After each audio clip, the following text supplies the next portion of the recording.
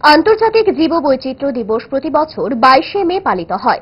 বৃহস্পতিবার বন দপ্তরের উদ্যোগে গোর্খাবস্তি স্থিত প্রজ্ঞা ভবনে আন্তর্জাতিক জীববৈচিত্র্য দিবস উদযাপিত হয়।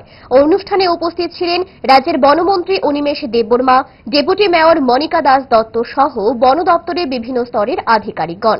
এই অনুষ্ঠানের পাশাপাশি ত্রিপুরা স্ক্যাট ফার্ম প্রকল্প এবং ত্রিপুরা জীববৈচিত্র্য বোর্ডের উদ্যোগে উপস্থিত অতিথিরা প্রজ্ঞা ভবন চত্বরে বিভিন্ন প্রজাতির বৃক্ষরোপণ করেন। আন্তর্জাতিক জীববৈচিত্র্য দিবসে এবারের থিম হল we are part of the solution.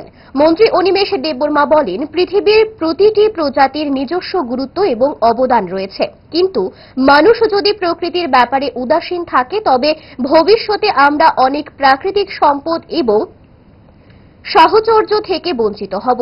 তাই জীববৈচিত্র্যকে রক্ষা করে পরিবেশের ভারসাম্য রক্ষা করার ক্ষেত্রে মানুষকে সচেতন হতে হবে।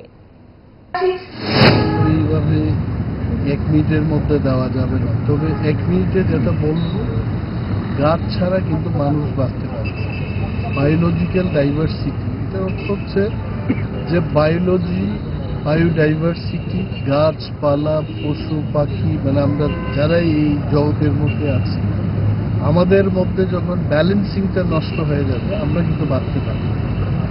গাছ লাগানো এটা আমাদের প্রথম কর্তব্য, কারণ অক্সিজেন দরকার, আমাদের জলের দরকার। তারপরে ওয়াইল্ড লাইফ এবং মানুষের মধ্যে কনফ্লিক্ট, এটা কেন হচ্ছে? ওয়াইল্ড লাইফের খাওয়া মানুষ খাচ্ছে, এনক্রোচমেন্ট হচ্ছে। এইগুলো যদি বন্ধ না হয়,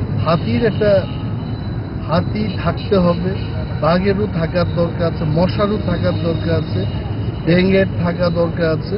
এটা যারা বায়ু সায়েন্স নিয়ে পড়াশোনা করে তারা ভালো করে বুঝিয়ে বলতে পারে।